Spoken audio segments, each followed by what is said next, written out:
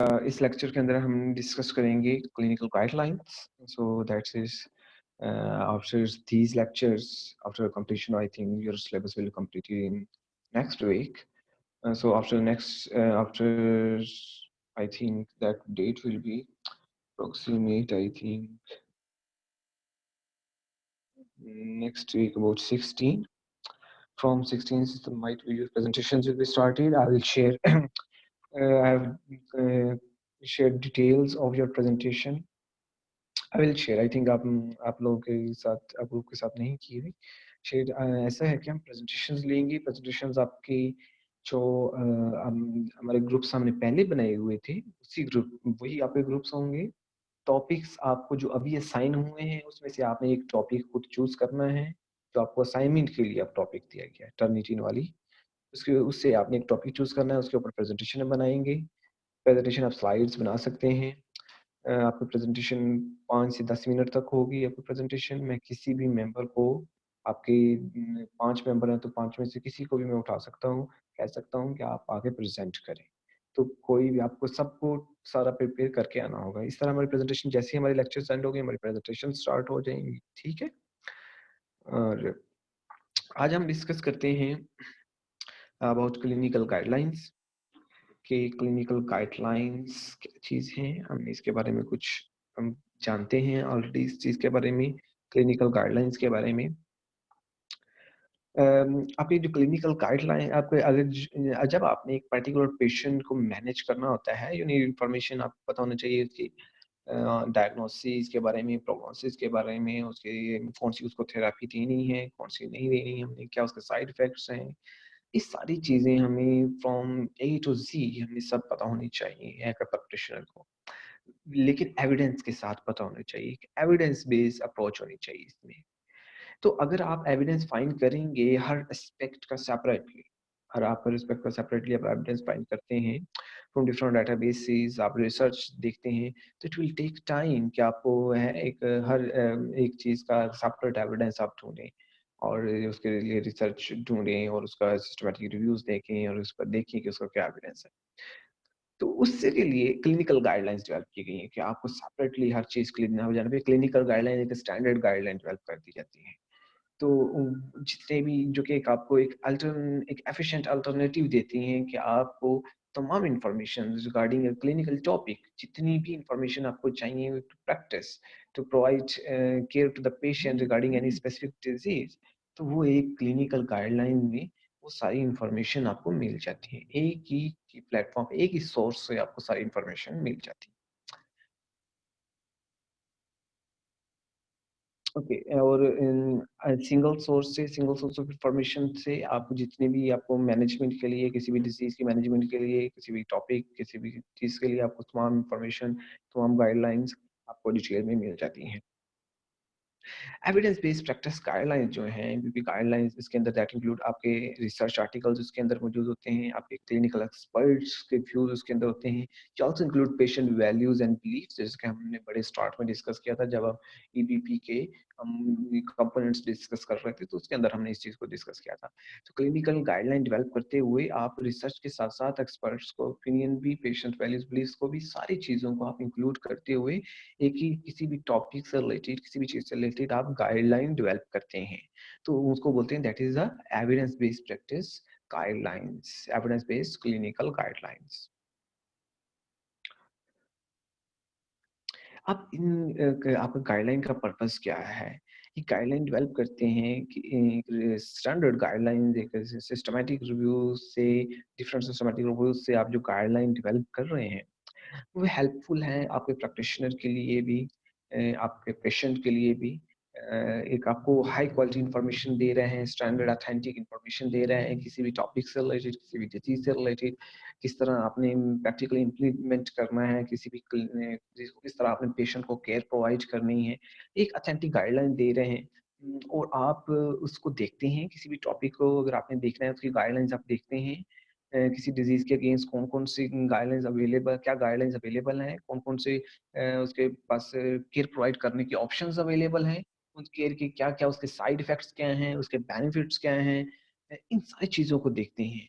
आप you also share the whole information with patient, patient के साथ शेयर करने के बाद आप डिसीजन लेते हैं कि हमने इस पेशेंट को आपने किस तरह ट्रीटमेंट प्रोवाइड करनी है।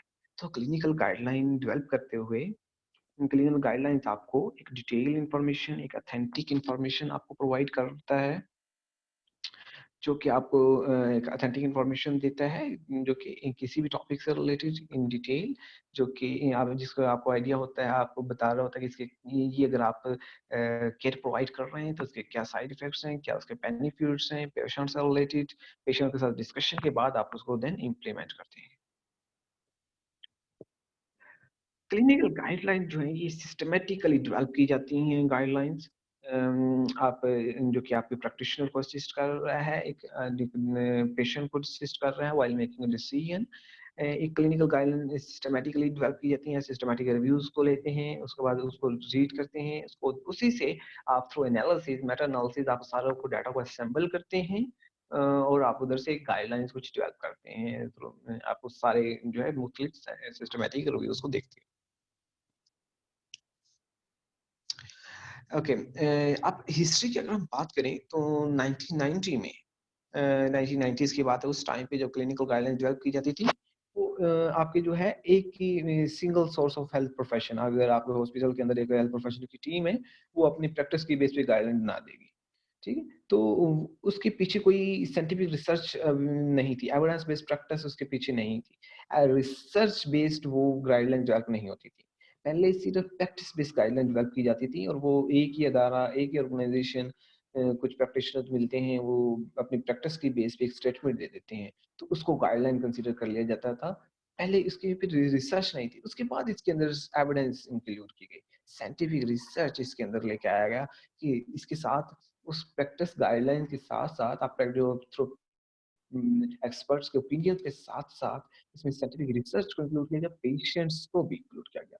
तो उसके बाद जो है एविडेंस बेस्ड प्रैक्टिस गाइडलाइन बाद में डेवलप हुई। पहले सिर्फ एक्सपर्ट ओपिनियन की बेस पे ही आप गाइडलाइन डेवलप कर दी जाती थी।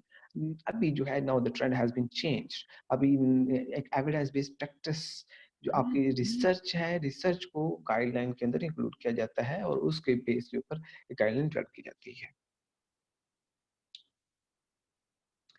एंड प्लीज़ आप जितने भी आपके एविडेंस हैं, साइंटिफिक एविडेंस जिससे आप गाइडलाइन डेवलप करना चाह रहे हैं, उसके बाद उसको असेंबल किया जाता है सिस्टमैटिक फैशन में।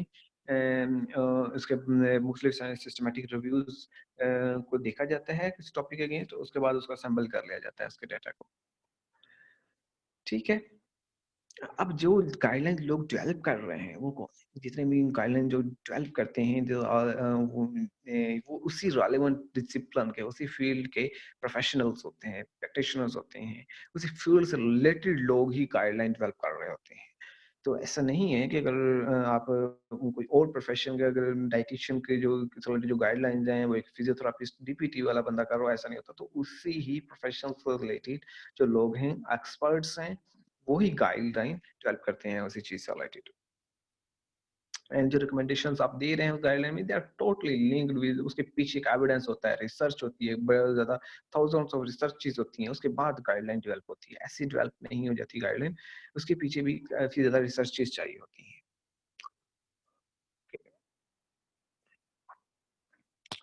अब यहाँ पे कंसर्न ये है कि अगर आपने ऐसी गाइडलाइन डेवलप कर दी जो कि नॉन सिस जिसका जो है पीछे जो डेवलप की गई, नॉन सिस्टमैटिक लिटरेचर रिव्यू की बेस पे डेवलप कर दी गई।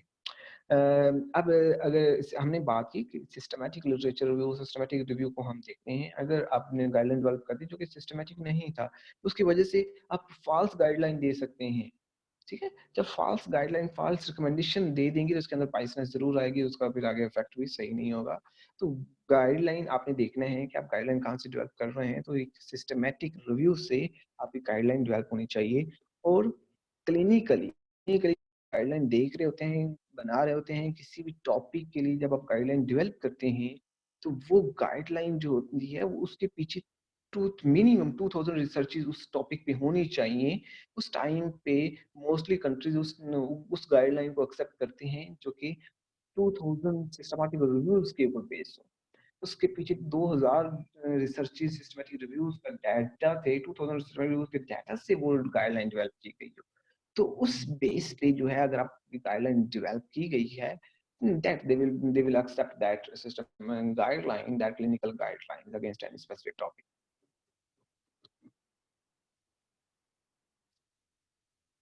अभी यहाँ पे एक बहुत बाइसेस आ सकती हैं। अभी हमने जैसे कि हमने इसी पॉइंट को हमने पहले डिस्कस किया था, जब आप गाइडलाइन डेवलप करते हैं दैट टाइम कुछ इसके अंदर इफेक्ट आ सकते हैं। कुछ ऑर्गेनाइजेशन बाइस अगर गाइडलाइन डेवलप कर रही है तो ऑर्गेनाइजेशन के ऑर्गेनाइजेशन आपकी गाइडलाइन की डेवलपमेंट में उसकी जो ऑथेंटिसिटी पे इफेक्ट कर सकती है। इफेक्ट उसका असर आ सकता है, जैसे कि वो अपनी बेनिफिट के लिए उसको मॉडिफिकेशन कर सकती है। एक रिसर्चर एक अगर कर रहा है तो वो अपने बेनिफिट के लिए उसके अंदर मॉडिफिकेशन कर रहा है। वो उसका अपना पॉइंट ऑफ व्यू वो जैसे समझ रहा है, उसकी अपनी थिंकिंग है, उसके मुताबिक उसके अंदर मॉडिफिकेशन कर सकता है। तो ये एक पॉइंट है कि गाइडलाइन जब एक ऑर्गेनाइजेशन डेवलप करता है तो इस टाइम पे ये एक इश्यूज आ जाते हैं कि वो जो इफेक्टिविटी है, उसके जो ऑथेंटिसिटी है वो अफेक्ट होती है। उसके अंदर बाइसेस आ जाते हैं कि जब एक डेवलप की जाती है एक ऑर्गेनाइजेशन की तरफ से, किसी रिसर्चर की तरफ से, तो एक टीम जब डेवलप करती है, जब आप टीम की फॉर्म में डेवलप करते हैं, एक ही अदारा जब इसको डेवलप नहीं करता तो उस टाइम पे इसीलिए ये कहा जाता है कि आप एक पे निसार नहीं कर सकते, इसके ऊपर आपको थाउजेंड्स ऑफ रिसर्चेस चाहिए उसको आप डेवलप करने के लिए, और उसके बाद आप एक चीज निकालते हैं, एक गाइडलाइन डेवलप करते हैं। ओके, ये जो है आप गाइडलाइन जो है हम ये करते हैं एंड डेवलप करते हैं, जितने भी ऑल ओवर द वर्ल्ड जहाँ पे भी लोग हैं उसको यूज कर सकते हैं। वो स्टैंडर्ड हो जाती है, स्टैंडर्ड चीज होती है कि इतने हजारों रिसर्चेस के बाद जब एक गाइडलाइन डेवलप की गई है, आप इसी तरह हम अपने बात करें अपनी रिक्वायरमेंट की, तो जितनी भी हम रिक्वायरमेंट्स होती है किसी भी न्यूट्रिएंट की, उसके ऊपर भी स्टैंडर्ड थाउजेंड्स ऑफ रिसर्चेस होती हैं कि आपको इस चीज की इतनी रिक्वायरमेंट है, आपको इतनी चीज लेनी है। इसी तरह जो है अगर कोई आप एक टूल डायग्नोसिस टेस्ट डेवलप कर रहे हैं, डायग्नोसिस टूल डेवलप कर रहे हैं किसी भी चीज से रिलेटेड, उसके पीछे भी हजारों रिसर्चेज होती हैं। उसके बाद वो एक डेवलप किया जाता है कि अभी जो है ये नाउ इसके जो इस टूल को इस्तेमाल किया जाता है इस स्पेसिफिक डिजीज की डायग्नोसिस के लिए। ठीक है, तो ये जो है और वो जब एक स्टैंडर्ड डेवलप हो जाता है तो उसको then again it that can be used, उसको इस्तेमाल किया जा सकता है कहीं भी, कोई भी उसको इस्तेमाल कर सकता है। अब जितनी भी कंपनीज हैं, इंश्योरेंस कंपनीज हैं, हेल्थ रिलेटेड कंपनीज हैं, वो इसको इस्तेमाल करती हैं। आप स्टैंडर्ड के तौर पे इसको लेती हैं और जो वो केयर प्रोवाइड करती हैं पेशेंट को, उसको इस्तेमाल करती हैं। पेशेंट्स जो है अगर वो want know about guidelines about treatment कि उनको कोई स्पेसिफिक डिजीज से रिलेटेड क्या होनी चाहिए, तो वो उनको देख सकते हैं, उसको वो अवेयरनेस ले सकते हैं। उनके पास उनको पता चल सके, वो उनको देख के उनको कैन गेट आइडिया कि उनके पास कौन कौन सी ट्रीटमेंट ऑप्शंस हैं, कौन कौन सी ट्रीटमेंट उनको प्रोवाइड की जा सकती है उस टॉपिक से रिलेटेड। ठीक है, तो उनको ये भी ऑप्शंस उनके पास होती हैं। और उनको अगर एक प्रैक्टिशनर गाइडलाइन जो दे रहा होता है, उनको पता होता है कि उसकी बेसिस क्या है, कहाँ से उनको गाइडलाइन मिल रही है, उसके पीछे सोर्स क्या है, एविडेंस उसका क्या है। ओके, एविडेंस बेस्ड जो प्रैक्टिस गाइडलाइंस हम डेवलप करते हैं, ये प्रीसीडिंग जो पब्लिकेशंस हैं उसके ऊपर होती है। उससे पहले जितनी पब्लिकेशन, रिसेंट पब्लिकेशंस हुई हैं, ऐसा नहीं है कि आपने इतनी पुरानी पब्लिकेशंस उठा के उससे गाइडलाइन डेवलप कर लो, ऐसा नहीं है। तो वो जो रिसेंट पब्लिकेशंस हैं हम उसको इस्तेमाल करते हैं। उसके अंदर जितनी भी रिकमेंडेशंस हैं, गाइडलाइंस हैं, स्पेसिफिक टॉपिक से रिलेटेड, उसको इंक्लूड करते हैं, और वो जो कि इस्तेमाल की जा सकती हैं। एक प्रैक्टिशनर उसको इस्तेमाल कर सकता है, एक पेशेंट के लिए वो गाइडलाइन इफेक्टिव होती हैं किसी भी टॉपिक से रिलेटेड। ठीक है, ओके, विल कंटिन्यू आफ्टर अज़ान।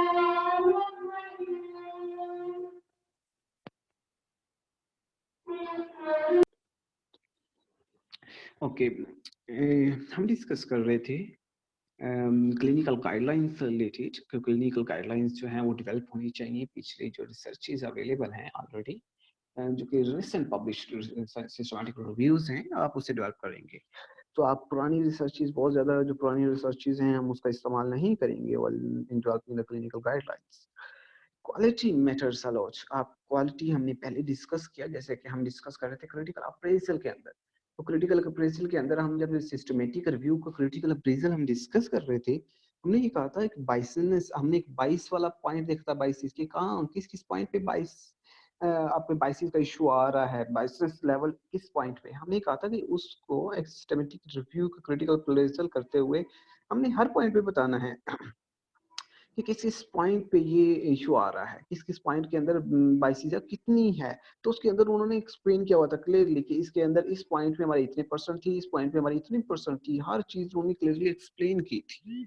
ऐसे ही ना, तो आपको अपनी जब गाइडलाइन डेवलप करते हुए क्लियरली एक्सप्लेन करना है, उसके डेवलपमेंट में, उसके एप्लीकेबिलिटी के अंदर कहाँ-कहाँ पे बाइसेस आ सकती हैं, तो उससे ही आप क्वालिटी को जज कर सकते हैं। तो अगर आपने देखना है कि क्वालिटी कितनी है, देखेंगे इसके अंदर बाइसेस कितने हैं, ठीक है? 22 जैसे कि उसके अंदर बाइसेस ज़्यादा होंगे तो क्वालिटी बिल्कुल उसके अंदर अफेक्टिव होगी। तो इसी के ऊपर बाइसनेस के ऊपर ही आप डिसाइड करते हैं कि उसकी क्वालिटी क्या है। तो जैसे हमने सिस्टमैटिक रिव्यू में इसको के ऊपर क्रिटिकल अप्रेज़ल के अंदर की उसकी वैलिडिटी उसको देखने के लिए हमने इसके ऊपर पूरा हमने ये देखा कि इसके ऊपर एक क्वेश्चन ये था वैलिडिटी को देखने के लिए इसकी कितना उसका बाइसनेस उसका लेवल इसमें इस स्टडी के अंदर कितना है। हर पॉइंट के ऊपर बाइसनेस का लेवल आ सकता है, हर स्टेप के ऊपर। तो अगर सिस्टम में जब गाइडलाइन डेवलप करते हैं तो हर स्टेप के ऊपर गाइडलाइन डेवलप करते हुए उस गाइडलाइन को एक्सप्लेन करना है कि किस किस पॉइंट के ऊपर ये रिस्क था और कितना है इसके अंदर। तो उसके ऊपर आप क्वालिटी को देखेंगे कि इसकी क्वालिटी क्या है। ओके।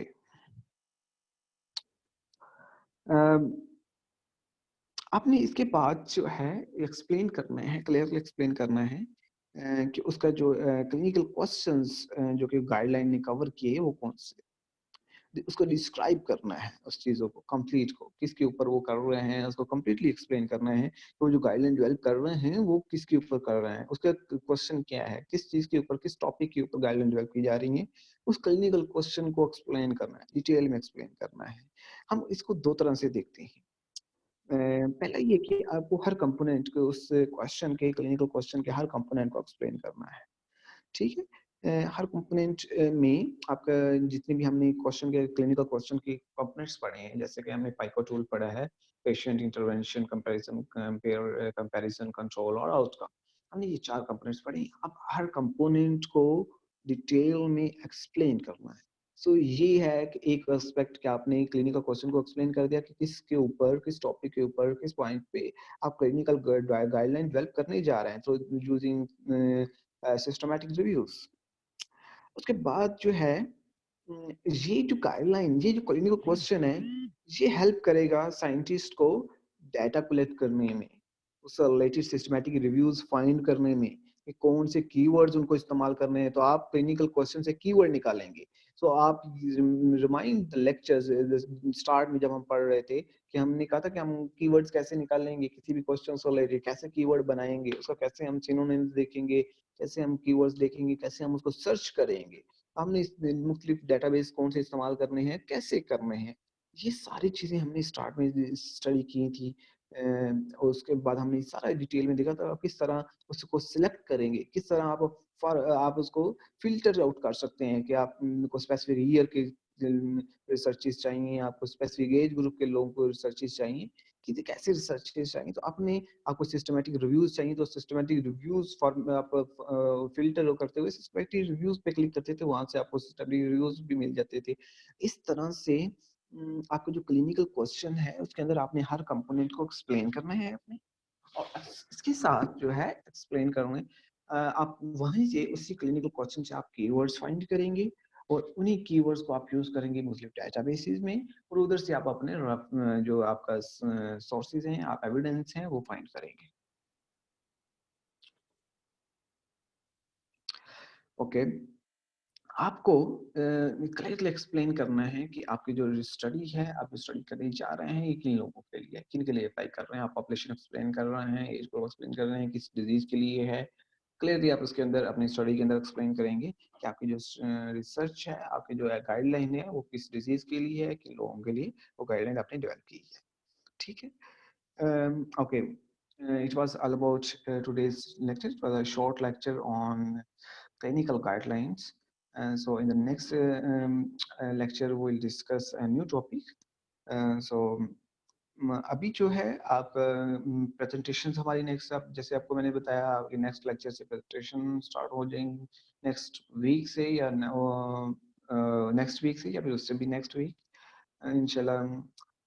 हमारी नेक्स्ट उससे प्रेजेंटेशन स्टार्ट होंगी। आपके कुछ मैं ओरल टेस्ट कंडक्ट करूंगा, एक लेक्चर 2 लेक्चर का रोजाना ओरल टेस्ट हुआ करेगा उसके साथ। आप प्रेजेंटेशंस के लिए आप टॉप ग्रुप्स अपने वही यूज़ करें, टॉपिक जो आपको असाइन किए गए हैं उसमें से ग्रुप के साथ आप एक टॉपिक डिसाइड करें और उसके ऊपर प्रेजेंटेशन बनाएं।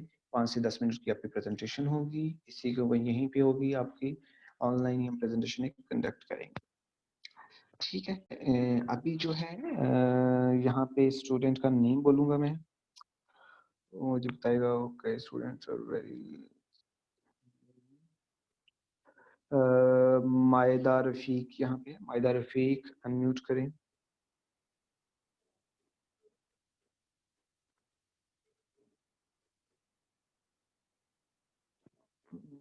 जी, Amna Mushtaq, yes please ask question. Maida Rafiq unmute करें।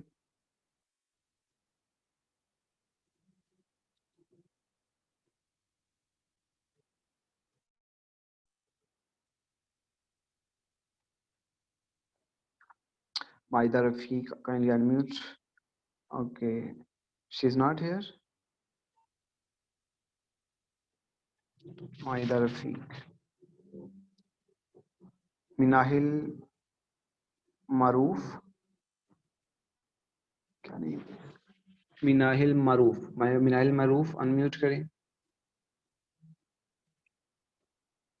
Minahil Maroof is not here. Minahil Maroof is marked 0 in so inform her that she marked 0 in today's class participation marks। ठीक है।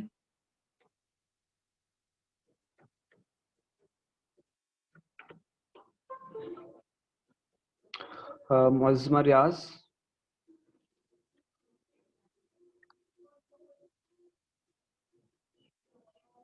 मुअज़्ज़मा रियाज नहीं है, ठीक है 0।